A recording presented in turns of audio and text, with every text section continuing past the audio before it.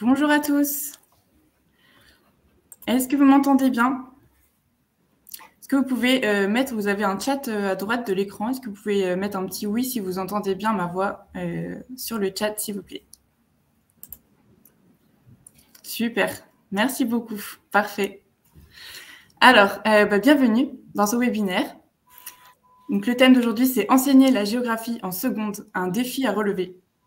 Et nos intervenantes sont Anne Vanaccor et Véronique Ziegler, qui sont enseignantes d'histoire-géographie et directrices de collection des manuels géographie à Thiers. Juste avant de leur laisser la parole, je vais juste vous préciser qu'au tout début du webinaire, donc vous allez avoir une quarantaine de minutes de présentation et ensuite vous aurez un temps pour vos questions. Donc n'hésitez pas à poser toutes vos questions dans l'onglet questions et les intervenantes pourront y répondre à la fin de leur présentation. Merci beaucoup et je laisse la parole aux intervenantes. Je profite juste du petit battement pour me présenter moi-même. Je suis Anne Samin, responsable éditoriale sciences humaines chez Hatier. Voilà, je représente l'équipe édito et je pourrais également répondre à vos questions ou les relayer quand vous les poserez dans la partie questions pendant l'intervention d'Anne et Véronique. C'est à vous. Bonjour à tous. Bonjour. Donc, je vous présente Anne Samin. Donc, moi, c'est Véronique Anne Vanaccor. Ça commence très bien. Véronique Ziegler. Donc, aujourd'hui, on souhaitait partager avec vous un certain nombre de points concernant ce webinaire qui semble très ambitieux, relever le défi d'enseigner la géographie en classe de seconde, faire en sorte que vous ayez les meilleurs outils possibles et évidemment que vous puissiez accrocher les élèves, ce qui n'est pas du tout toujours évident en géographie. Donc, nous avons organisé notre présentation en 3 points. D'abord, nous allons voir avec vous en quoi l'actualisation nous a semblé extrêmement nécessaire et profitable pour cet enseignement en classe de seconde. Ensuite, nous aborderons la manière dont nous avons travaillé des méthodes qui permettent vraiment de faciliter l'entrée des élèves au lycée en classe de seconde. Et pour finir, nous allons nous pencher sur la place de la France, voilà, qui est toujours un point, là aussi, plus délicat avec les élèves parce qu'ils sont mis plus facilement et que surtout, on a du mal à terminer le programme. Donc, Anne va tout de suite démarrer par le point actualisation. Pourquoi avons-nous voulu absolument actualiser ? Donc, effectivement, comme vous le savez, la géographie, c'est quand même une discipline qui repose sur des données d'actualité et il nous a semblé effectivement nécessaire donc de proposer un nouveau manuel pour vous aider à avoir une approche actuelle qui est aussi plus à même de séduire les élèves. Alors, ce point actualisation, donc, nous avons vu 3 aspects essentiels dans la nécessité de l'actualisation. D'abord, ce sera le premier point que j'aborderai tout à l'heure. Il s'agit de mieux coller aux indications d'Eduscol. Ensuite, bien évidemment, prendre en compte l'actualité pour susciter aussi l'intérêt des élèves, mais parce que la géographie, c'est aussi une discipline citoyenne qui s'ancre dans l'actualité. Et puis, il nous a semblé nécessaire d'actualiser les études de cas monde telles qu'elles sont définies dans le programme. Alors, premier point, donc, mieux coller aux indications d'Eduscol. Alors, il ne s'agit pas de prendre Eduscol pour une Bible, mais néanmoins, comme vous le savez, les indications peuvent en être précieuses et il ne s'agit pas non plus de s'en passer complètement. Donc, mieux coller aux indications d'Eduscol, c'est, par exemple, introduire un rappel du collège, comme c'est précisé dans Eduscol.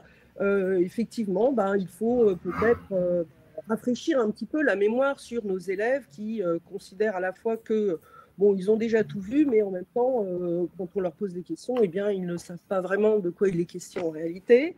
Donc, rappel du collège, là, vous voyez, chaque nouveau chapitre est scandé par une double page rappel du collège qui, la plupart du temps, prend la forme d'une double page de carte. Donc là, vous avez pour le chapitre 1 le rappel qui porte sur les foyers de peuplement, par exemple, et sur les principaux producteurs et consommateurs d'énergie. Et comme c'est un rappel du collège, eh bien, nous avons ajouté à cette double page des quiz, donc en bas de page, le bandeau de bas de page, qui permet de poser des questions aux élèves et qui leur permet donc de voir, à la fois de regarder la carte, hein, parce que c'est quand même important qu'ils regardent la carte, ça les invite à regarder la carte, et en même temps, bien qu'ils voient s'ils maîtrisent effectivement le sujet.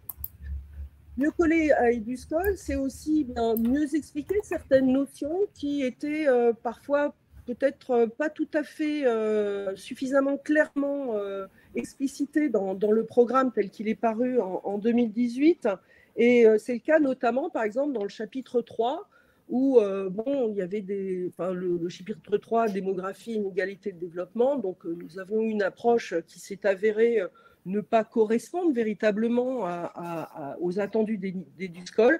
Et donc, par exemple, ce cours 3, inégalité et stratégie de développement, eh bien, est à la fois un moyen d'être plus en phase avec les attendus du programme, mais aussi de mieux préciser certaines notions. C'est le cas notamment de la notion de transition écologique, transition urbaine, transition économique, etc. Et donc là, dans la page de droite, on a inséré des infographies qui permettent aussi de mieux comprendre cette notion de transition qui est évidemment très, très importante puisqu'elle constitue le fil directeur du programme de seconde.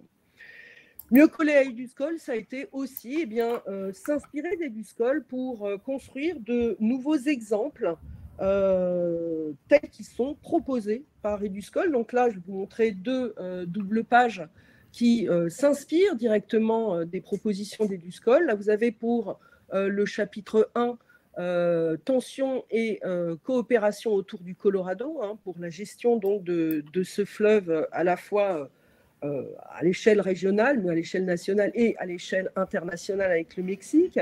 Et puis, du côté de la France, là aussi, nous sommes inspirés d'Eduscol en faisant une étude de cas, là encore pour le chapitre 2, qui consiste à comparer deux forêts françaises, la forêt guyanaise et la forêt de Fontainebleau. Ça peut paraître un peu ambitieux comme comparaison, mais bon, nous y sommes parvenus, enfin, nous le pensons, et la double page tient parfaitement.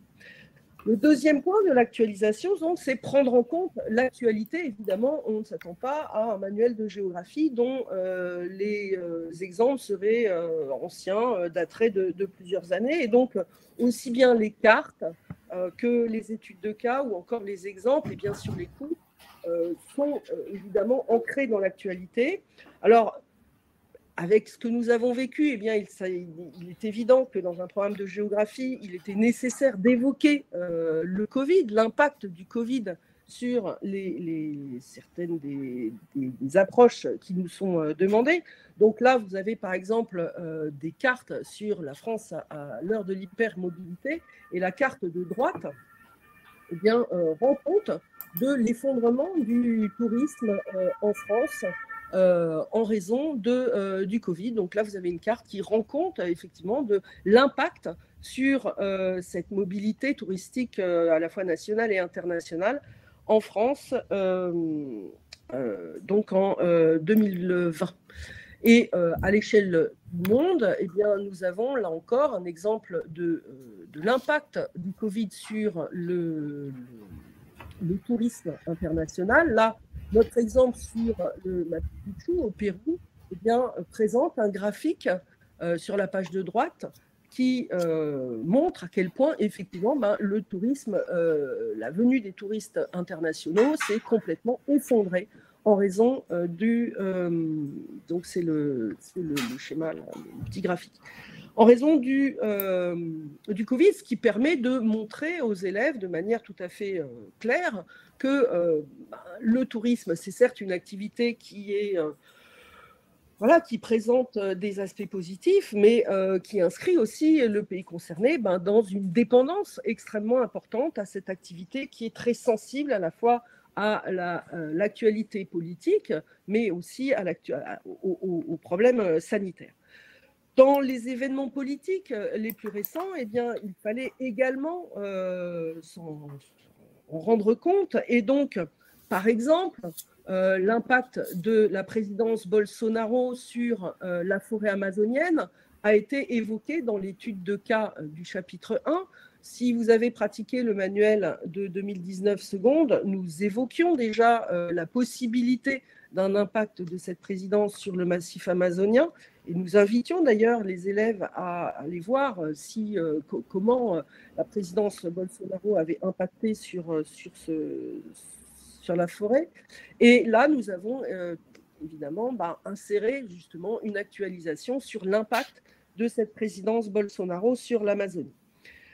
Il fallait également proposer des exemples ancrés dans l'actualité la plus récente. Et donc, bien, les migrations ukrainiennes se sont évidemment imposées à nous dans le chapitre sur les migrations internationales. Donc, nous avons consacré un exemple aux migrations forcées des Ukrainiens. Si vous avez pratiqué notre manuel précédemment, nous avions centré cet exemple sur l'exode des Rohingyas.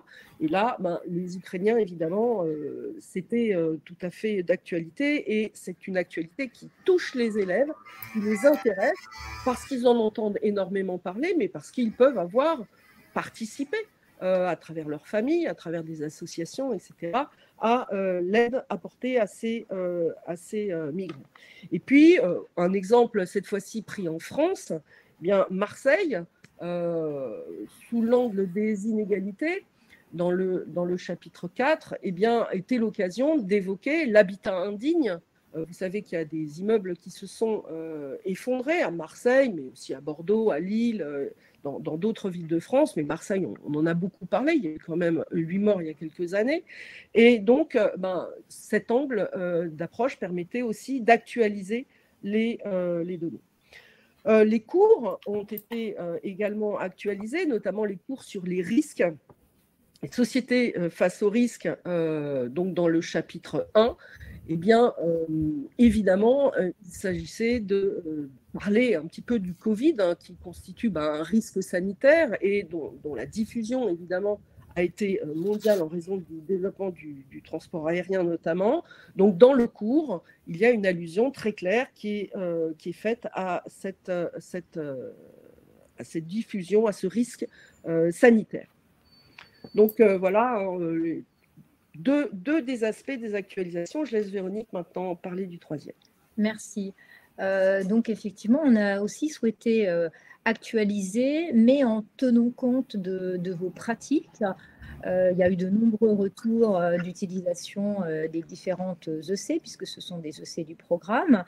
Et donc, on s'est assez vite aperçu que certaines études de cas étaient plébiscitées par les enseignants. Donc, nous, on a décidé du coup de laisser des études de cas en 2 doubles pages, comme celle que vous voyez à l'écran en ce moment, la Méditerranée en tant que bassin migratoire et bassin touristique. D'abord parce que voilà, elle est plébiscitée parce que là aussi elle parle évidemment aux élèves, elle est au cœur de l'actualité, et puis c'est quand même un petit peu un challenge de montrer aux élèves le contraste, la complémentarité de ces flux migratoires et touristiques. Et par contre, on a fait le choix pour les 2 autres études de cas, donc 2 études de cas en 2 doubles pages, 2 en une seule double page, donc des études de cas qui étaient moins utilisées, et celle-ci, on a décidé, vous voyez, de réduire un petit peu la taille. Donc là, l'exemple, c'est celle de la Russie. Donc la Russie, des richesses mal partagées. Par contre, je tiens à souligner qu'on en a gardé complètement l'esprit, c'est-à-dire que dans les cas, on va retrouver toute la problématique du chapitre et on a à la fois de l'analyse de documents et évidemment un croquis à compléter par les élèves. Voilà, donc là, c'était une manière de lier cet impératif d'actualisation qui nous semble vraiment essentiel en géographie et vos retours sur des pratiques vraiment en classe. C'était vraiment quelque chose de très important. Donc ça, c'était notre premier acte. Pourquoi il nous a semblé vraiment très important d'actualiser. Le deuxième axe sur lequel on voulait insister, c'est évidemment comment accueillir ces élèves qui arrivent du collège avec des niveaux extrêmement différents. On a souvent en classe de seconde des classes très, très hétérogènes. Et il va falloir bâtir avec eux tout un corpus de méthodes pour pouvoir les évaluer, en particulier en classe de première et terminale, en vue de ce nouveau bac en contrôle continu. Donc, on a complètement revu les pages méthodes du manuel. D'abord, on s'est dit qu'on allait les placer différemment dans le manuel, que ça n'allait pas être un cahier fin de manuel qu'on feuillette avec les élèves. C'est plus lourd, ça peut être plus intimidant pour l'élève. Donc, on a décidé, à la fin de chacun des chapitres, de commencer les pages méthodes et exercices par une double page sur une méthode extrêmement détaillée, celles qui nous paraissent évidemment au cœur des enjeux du lycée. Donc, par exemple, ici, c'est comment analyser un texte. Donc, cette méthode, comment analyser un texte, avec, bien entendu, tout ce que vous pouvez faire à vos élèves, pas à pas. Là, il y a absolument toutes les réponses, en insistant sur la page de droite, voilà, zoomer sur la page de droite, sur vraiment le travail que les élèves doivent faire de recueil de l'information, et puis ensuite, en bas de la page méthode, des exemples de points rédigés. Parce qu'évidemment, c'est toujours le problème de bien montrer à l'élève ce que ça donne en rendu final, ce qu'on a envie de voir dans les copies, déjà en seconde, des parties rédigées, argumentées. Donc là, on a vraiment insisté là-dessus. Donc ensuite, dans cette nouvelle structure, la page qui suit, c'est sur cette même méthode, donc ici, analyser un texte, un exemple moins guidé que l'élève met en œuvre. Et avec évidemment la page méthode là, que vous avez d'abord fait avec vos élèves. Je pense que la page méthode, vous ne pouvez pas les laisser tout seuls l'appréhender.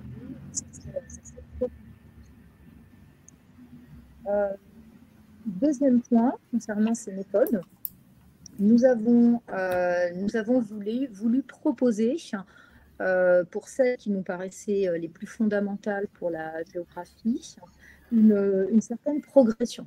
C'est-à-dire que globalement, on sait que les enseignants suivent à peu près l'ordre des chapitres du manuel. Bon, ce n'est pas une obligation, hein, mais c'est souvent dans la pratique.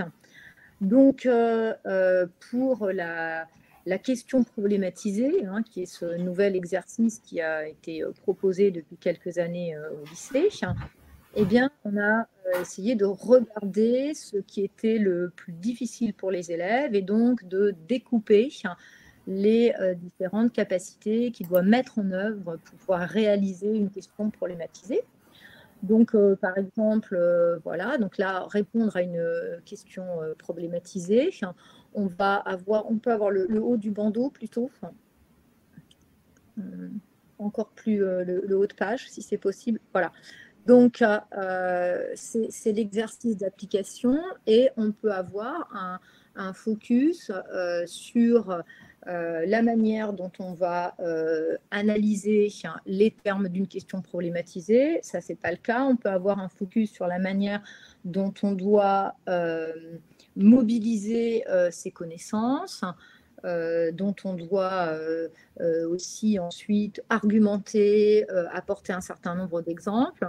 Donc voilà, on a sous le même chapeau qui est questions problématisées, en fait, différents exercices d'application qui vont vous permettre de travailler telle ou telle compétence nécessaire pour répondre à cet exercice. Hein, donc, comme vraiment cette méthode, ça nous semblait celle qui était peut-être une de celles qui était la plus compliquée, c'est celle qu'on a le plus mis en valeur de façon différenciée. Hein, sinon, il n'y a pas plus d'une méthode qu'une autre. Hein, on va avoir autant d'analyses de documents que de questions problématisées, que de passage du texte au croquis et beaucoup d'oral, mais voilà, celle-ci, on l'a beaucoup découpée.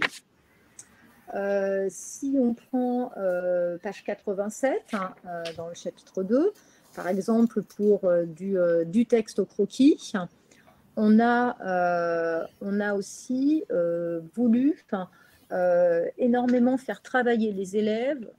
Ouais, là, c'est pas la page. Chapitre 2, page 87, c'est possible. On a voulu beaucoup faire travailler les élèves sur l'aspect de la structure de la légende. Hein, donc, parfois, on ne leur propose pas de faire entièrement tout de suite en classe de seconde toute la légende, tout le croquis en entier avec toutes les indications. Hein, c'est vraiment pas à pas. Et donc, on a insisté plusieurs fois sur le fait que voilà, répondre à ce type de questions en géographie, c'est d'abord savoir structurer sa légende. C'est la manière vraiment de bien répondre. Donc là aussi, on a dissocié. Et voilà, pour toutes les autres méthodes, analyser un texte, analyser une photo, etc., on a mis en œuvre cette même approche. Pour la photographie, si on peut aller par 174, 275, on a réfléchi par rapport aux années précédentes au fait que lorsqu'on interroge nos élèves, la plupart du temps, on ne leur propose pas qu'une photo. C'est-à-dire que l'analyse d'une photo, c'est vrai que ça, on peut la faire en classe avec eux, mais en général, on la confronte à un texte, on la confronte à un tableau de chiffres, parce que finalement, c'est ce qui va vraiment enrichir l'analyse de photos. Une analyse de photos toute seule, en tout cas, on peut le faire en classe, mais on ne va pas du tout les évaluer là-dessus. Donc, on a voulu leur montrer comment on pouvait vraiment confronter les deux. Donc là, on en a fait une page méthode, des exercices d'application. Donc ça, c'est tout à fait c'est nouveau, c'est une nouvelle approche de voir l'analyse de photos. Et enfin, je voudrais terminer sur quelque chose là, de absolument nouveau, que nous proposons dans ce manuel de seconde. C'est ce qu'on a appelé l'atelier carto. Alors, dans le manuel, de manière assez classique, on va avoir des doubles pages avec de très grandes cartes thématiques qui présentent un certain nombre d'éléments et une légende. Et comme les élèves sont amenés au cours de leur scolarité au lycée à justement eux-mêmes construire des légendes ou à analyser des cartes, eh bien, on a voulu les faire réfléchir dès le début de l'année à la manière dont un cartographe, avec un géographe, construit des légendes. Donc, si on peut zoomer là sur des petites questions de l'atelier carto. En page de gauche. Page de gauche, voilà. Voilà. Peut-être même encore un petit peu plus. Voilà, donc là, on propose un certain nombre de questions qui sont là pour faire réfléchir l'élève. Donc, il faut qu'il se mette à la place du cartographe. Hein. Voilà, pourquoi le cartographe, là, par exemple, a-t-il privilégié des figurés de surface ou alors des aplats de couleurs? Il faut qu'ils réfléchissent et qu'ils se disent, voilà, finalement, qu'est-ce qui est significatif, qu'est-ce qui est parlant. Et à notre avis, ça nous semblait vraiment très important qu'un élève qui a l'habitude de se poser ce type de questions, eh bien, ensuite, il va bien mieux pouvoir analyser une carte et surtout bien mieux en réaliser. Hein, pas simplement se dire que, bah, tiens, je vais choisir des traits, je vais choisir des coloriés, mais vraiment voir ce qu'il y a derrière l'ambition de faire comprendre pourquoi et comment on réalise des cartes en géographie. Enfin, pour terminer sur ce point sur les méthodes, nous avons décidé de mettre en fin de manuel un cahier avec les outils de la géographie, donc qui dépassent les simples méthodes utilisées pour faire les exercices du bac. Donc, il y a bien évidemment des outils qui sont tout à fait attendus et qu'on trouve de manière très classique dans tous les manuels de géographie. Donc, par exemple, ici, vous voyez les grands types de cartes. Hein, ça, c'est tout à fait classique, les grands types de cartes, les échelles, etc. Mais il y a aussi dans ces outils de la géographie des manières de présenter que nous avons utilisées pour bien faire comprendre aux élèves certains points qui parfois leur paraissent un peu obscurs. Et donc, on peut regarder la double carte sur les types de textes. Donc, les textes sont effectivement des outils de la géographie. Mais donc, si on pouvait centrer sur les types de textes, page 290-291. Voilà. Donc, voilà. Donc là, les grands types de textes. Donc là, vous voyez, on a choisi de montrer que sur une même thématique, ici, c'est la vie chère à La Réunion, eh bien, on pouvait très bien avoir différents types de textes. L'article de journal, l'article, enfin, une source institutionnelle, ici il s'agit de l'INSEE, ou encore un article, enfin une contribution d'un géographe. Donc évidemment, ce sont 3 types de textes différents et la façon dont nous avons centré notre approche permet à l'élève de comprendre pourquoi il est important d'identifier à quel type de texte on a affaire quand on étudie un texte. Souvent, on leur dit, oui, bah, ça, il faut dire que c'est si, mais ils ne comprennent pas forcément pourquoi c'est important de le dire. Et bien là, on va leur montrer, sur un même sujet, la différence entre les 3 types de textes. Donc ça nous a paru intéressant. Nous avons également proposé un graphique spécifique sur la pyramide des âges, parce que c'est un graphique qui est particulier, qui est souvent utilisé en géographie, notamment évidemment cette année dans le thème 2. Et donc, ce graphique, eh bien, il faut pouvoir l'analyser, comprendre ses significations. Et donc, il y a une aide spécifique sur la pyramide des âges qui est proposée dans ces outils de la géographie. Et puis enfin, là encore, faire une allusion à Pix nous semblait tout à fait important. Comment utiliser Internet ? Donc, comment utiliser Internet ? Donc là, il y a une double page Pix, ce n'est pas celle-ci que je voulais qu'on voit, mais qui permet de comprendre comment il faut utiliser Internet et dans quel piège il ne faut évidemment pas tomber. Et puis là, on va rester sur cette page-là, des outils qui sont moins utilisés, l'enquête de terrain. Pourquoi pas, on peut très bien demander à ses élèves de faire une enquête de terrain, c'est quand même une approche de l'espace qu'affectionnent les géographes. Et donc là, on propose une analyse de l'enquête de terrain, de ces différents aspects, comment faut-il s'y prendre et quels sont les avantages et les inconvénients des différentes approches qu'on peut avoir dans l'enquête de terrain. Le troisième grand point que nous voulions aborder, c'était la place de la France, qui constitue toujours un petit problème. Oui, donc la place de la France, vous savez que désormais, avec ce nouveau programme, c'est une échelle qui est privilégiée, puisque à l'issue de chacun des thèmes abordés, il y a un chapitre spécifique sur la France, qui ne reprend pas toujours exactement la question sous le même angle, mais néanmoins, il faut l'évoquer. Donc là, il y a deux problèmes vraiment importants. Le premier problème, c'est un problème de temps. Voilà, très souvent, on fait le chapitre à l'échelle du monde et puis à l'échelle de la France, on a le temps de faire une étude de cas, ou alors au contraire, on privilégie un petit cours, mais voilà, et c'est vrai que la question de réussir à boucler le programme est un point très important. Et puis, deuxième point, eh bien, parfois nos élèves, dès qu'on passe un chapitre France, un air absolument lassé. Voilà, madame, non, pas la France, on connaît déjà, ou ça nous ennuie. Donc, on a essayé de réfléchir à ce qui pouvait être des pistes pour pallier ces difficultés.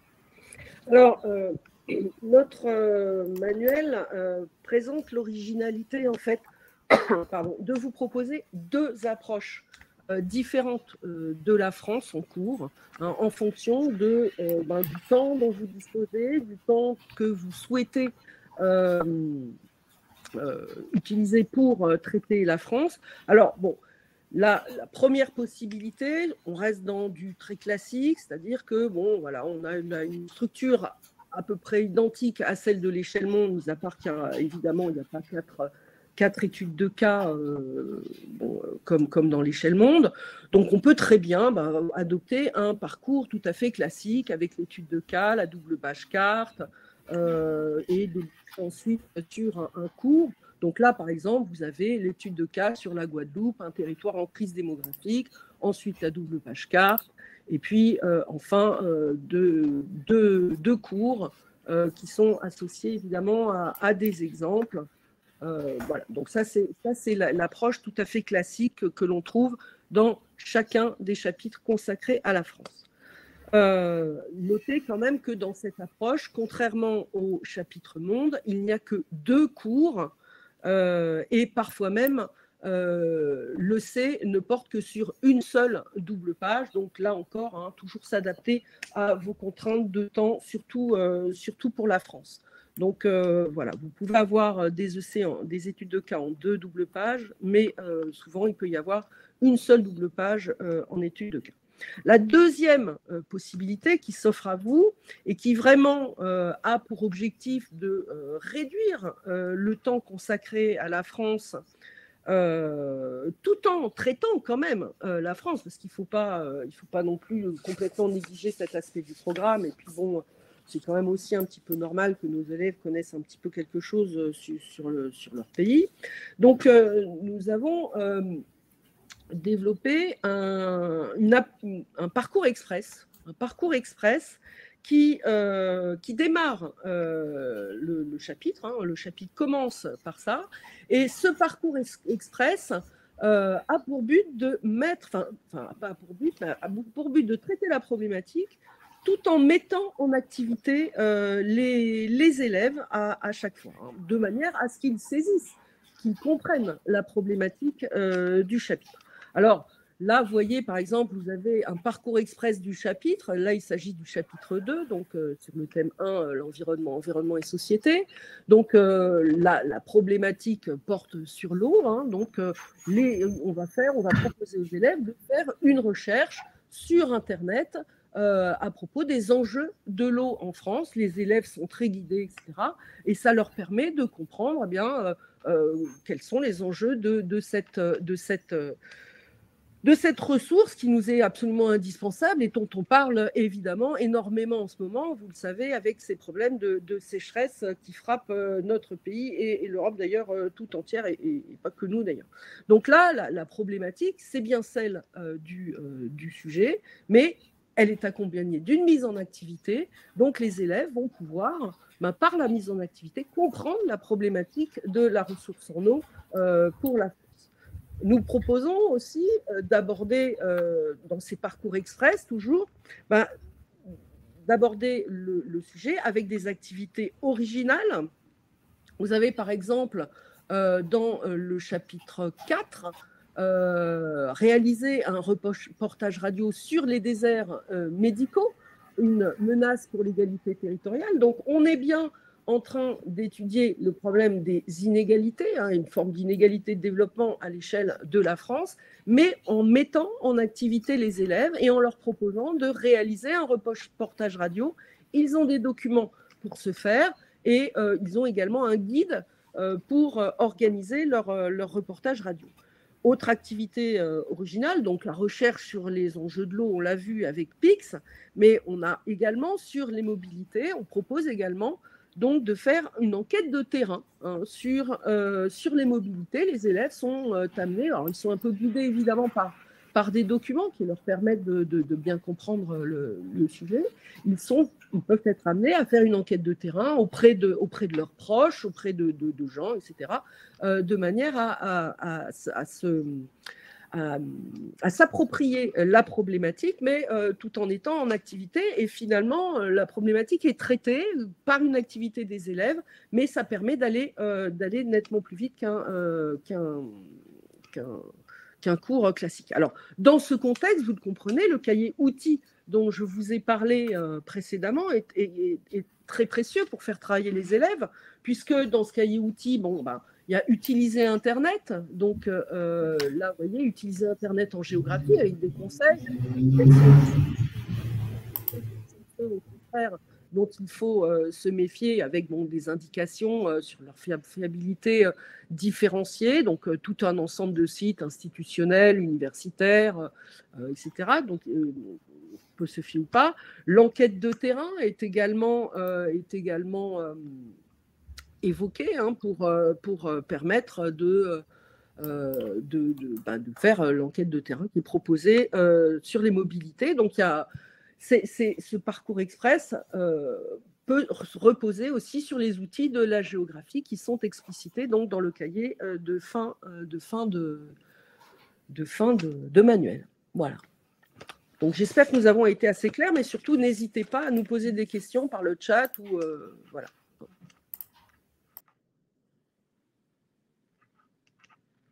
Voilà.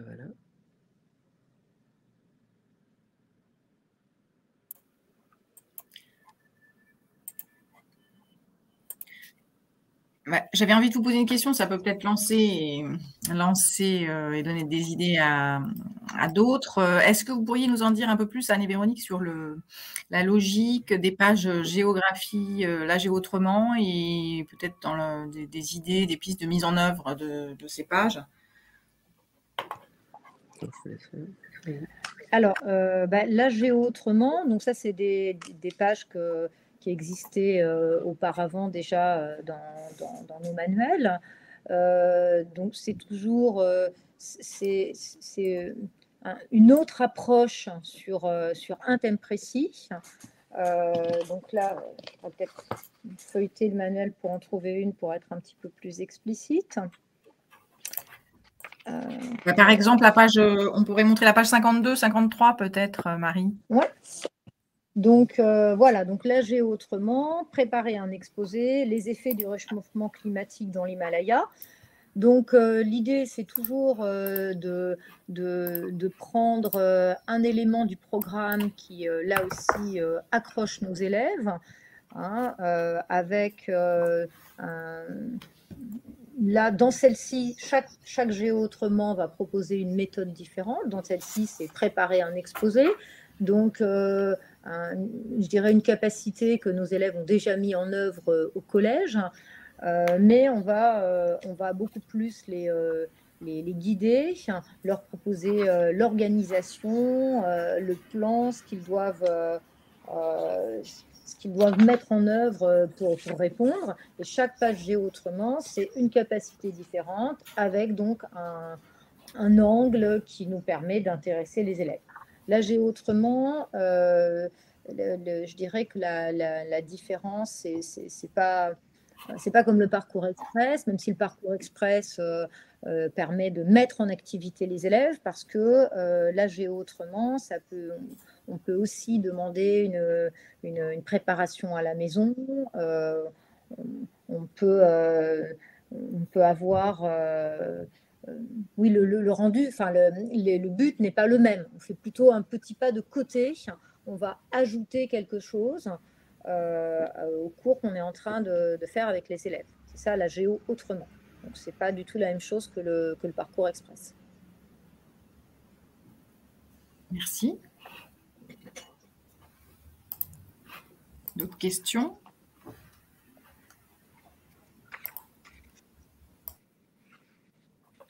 Je ne sais pas, peut-être dans les collègues qui se sont connectés, est-ce qu'il y en a qui ont déjà fait le programme en seconde? Voilà, les problèmes que vous avez rencontrés, est-ce que vous pensez que là, ça répond à vos questions ou pas?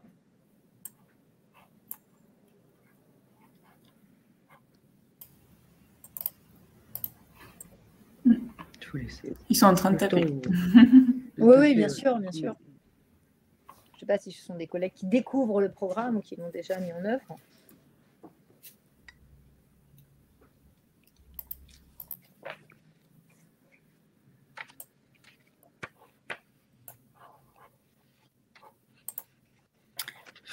Alors, une question, que conseillez-vous pour la différenciation entre futurs... Qu'est-ce que vous conseillez pour la différenciation? Entre, future première générale et première technologique. C'est-à-dire qu'effectivement, avec des élèves en seconde qui vont avoir des orientations différentes. Donc là, si je comprends bien la question, hein, mais peut-être c'est pas exactement ça, c'est qu'en fait, dans la même classe, on ferait travailler différemment les élèves. Hein, c'est ça, ils sont dans la même classe, d'accord. Alors, Oui, moi, je dirais que le premier point qui permet de répondre à ça, c'est que dans absolument toutes les études de cas et les exemples, on propose 2 parcours. On n'a pas représenté ceci parce que ça existait déjà dans le manuel précédent et que chacun des parcours aboutit à la même conclusion. Mais très souvent, il y a un parcours qui est quand même plus difficile que l'autre.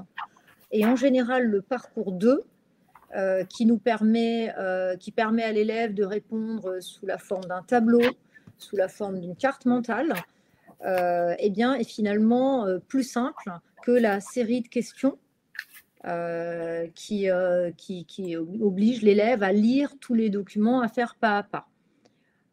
Donc, vous pouvez jouer sous les 2 parcours.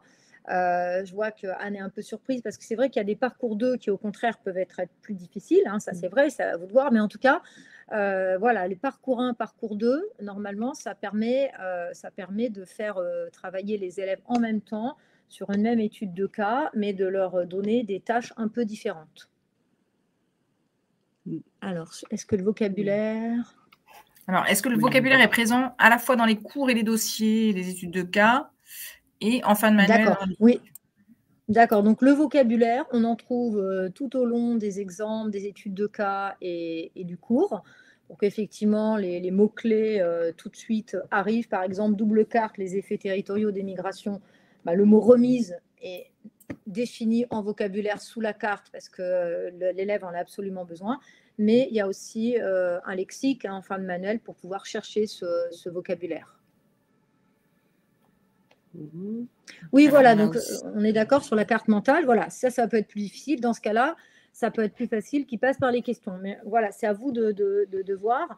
Mais on a volontairement, on n'a pas mis, si vous voulez, il n'y a pas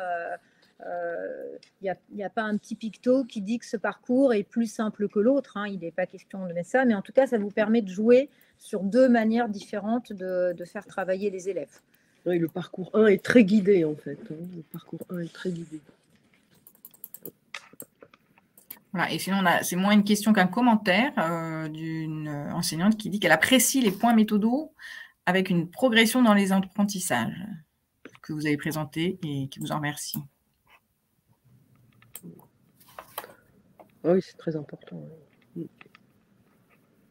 Même dans les ateliers carto, hein, il y a aussi une progression, c'est-à-dire qu'on ne pose pas les mêmes questions au début et à la fin. Hein. Même les ateliers carto présentent une progression parce que en début d'année, ils n'ont pas les mêmes capacités, puis on ne va pas poser tout le temps les mêmes questions. Oui, c'est vrai. Il y a une progression aussi dans les ateliers carto. Hein.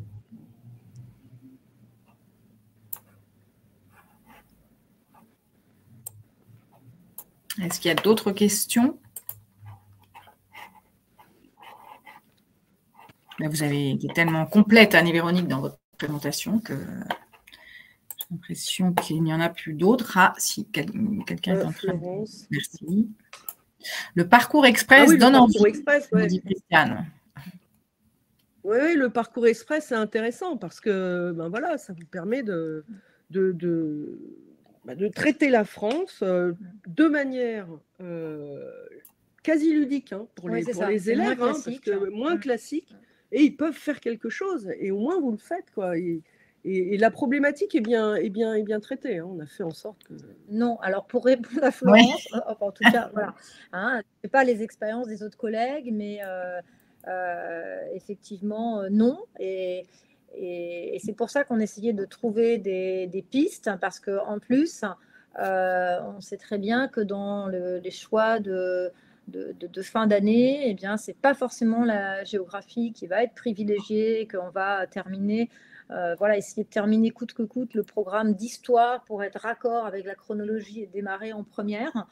Donc, voilà, c'est vraiment, je ne vois pas comment on peut le terminer, d'où notre idée, voilà, de vous proposer tout un tas de solutions pour faire au mieux. Et les études de cas en une double page sont aussi un moyen d'aller plus vite. Et notons aussi quand même que c'est un point important, qu'elles peuvent parfaitement être utilisées pour servir de base à un devoir. Hein. Ah oui, on avait oublié de dire ça, Elles effectivement. peuvent servir de base à un devoir. Elles sont faisables. Les avait envisagées de cette manière-là, puisque, comme je vous disais, en une double page, l'étude de cas vous propose quand même un fond de croquis. Donc, vous pouvez très bien voilà, faire une évaluation avec les élèves qui est assez complète, à la fois d'analyse de documents, ils peuvent répondre à des questions, ou alors rendre uniquement le croquis et la légende, un petit peu comme vous voulez. Mais on s'est dit que ça pouvait voilà, servir aussi d'évaluation en classe. Ok, une question. Voilà. Est-ce que vous réalisez les cartes, enfin l'exercice de la carte au croquis en première générale? De la carte au croquis. En première générale? Alors, en seconde, non, de la carte au croquis. Voilà, il voit la différence entre les deux, mais non. En fait, moi, je suis aussi prof de première spé, donc j'avoue que j'en fais en première spé, hein, de la carte au croquis, mais pas en tronc commun. Et alors, Corinne, le choix des spécialités, c'est un frein pour la géo. Moi, je trouve pas. Hein. Je veux dire, je suis prof de spé en première et en terminale, et les élèves ont aussi besoin de savoir réfléchir avec une approche géographique. C'est vrai que si on ne fait pas de géographie en seconde parce qu'on n'a pas le temps et qu'on fait que de l'histoire, c'est certain qu'après, c'est vrai. Je veux dire, si les enseignants ne font pas le programme de géo et que donc finalement les élèves n'ont qu'une approche extrêmement parcellaire de la géographie en seconde parce qu'on n'a pas eu le temps de le faire et qu'on a privilégié l'histoire, c'est sûr qu'après, pour les spécialités, on peut dire que c'est un frein pour la géo, mais voilà, il faut laisser la place à la géographie. C'est quand même important que nos élèves sachent se situer dans l'espace et connaissent un petit peu le monde. L'histoire, c'est important, mais la géographie, c'est aussi une discipline citoyenne. Et les problèmes géopolitiques, si effectivement on n'a jamais fait de géo au départ, voilà, c'est quand même gênant. Mais c'est vrai que là, je vois vos interventions, on est tous d'accord, hein, on a un énorme manque de temps. Et donc, c'est très compliqué de faire tout le programme, hein, ça c'est clair. Hein. Enfin, même, c'est impossible de faire tout le programme. Oui. Ouais, ça, c'est un grand classique. C'est tout le temps comme ça, en fait. Hein. C'est pas très nouveau. Non, mais bon, voilà, moi je pense qu'effectivement, quand on propose des approches un peu différentes, quand on est soi-même extrêmement convaincu, très enthousiaste. Moi, j'ai quand même tous les ans des élèves qui viennent me dire « Ah, madame, la géo, cette année, c'était bien, mais en fait, c'est bien de faire la géo. Ah, ça m'intéresse. » Donc, je pense que, voilà, je pense que les collègues, si on est soi-même vraiment convaincu et enthousiaste, ça marche, les élèves sont intéressés. Et il y a plein d'accroches avec ce qui se passe autour d'eux. Donc, ça peut fonctionner. Oui, tout à fait. Et les mettre en activité, c'est quand même aussi un moyen de les intéresser. Parce que, par exemple, quand on leur propose une enquête de terrain voilà, ils voient que ce sont des problèmes qui les concernent. Et il y a aussi toujours des questions, par exemple, sur la France. Très souvent, on leur demande de zoomer finalement sur leur région. C'est de l'articulation des échelles, mais pour qu'ils se sentent concernés aussi. Je crois qu'il faut faire en sorte, il faut montrer aux élèves que les problèmes abordés par la géographie et donc cette année par le programme de seconde, ce sont des problèmes qui les concernent. Ils ne sont pas en dehors de l'espace. Et ça, c'est important. Je crois vraiment que c'est une manière tout à fait profitable d'accrocher les élèves, de leur montrer que ça les concerne. Et c'est pour ça aussi qu'on a actualisé le Covid, les Ukrainiens, proposer des enquêtes de terrain, les mettre sur Internet, etc. C'est quand même leur montrer que ça les concerne. Alors là, j'ai vu passer toute une série de questions. J'avoue que l'articulation avec les programmes de la section internationale, ça s'en est vraiment pas du tout occupé. Hein, donc ça, je sais que chaque section internationale va avoir un regard différent. Donc là, nous, on ne pourra pas du tout répondre à ceci. Voilà, bon, le mauvais calibrage des programmes, voilà, on peut être que d'accord. Hein. Mais c'est ça. Nous, on a essayé de répondre au mieux et de vous proposer le plus d'outils possible pour que vous puissiez... Vos contraintes de temps ont été un facteur important d'organisation, à la fois de notre réflexion et de la réalisation du manuel. Maintenant, on n'est pas en train de vous dire que tout est réglé. Hein, ça, en tout cas, vous avez les remerciements de Patrice qui vous dit « Merci pour votre sens pratique et de l'innovation pédagogique en tenant compte de l'actualité la plus récente. » Merci beaucoup. Merci. De Christiane. Alors.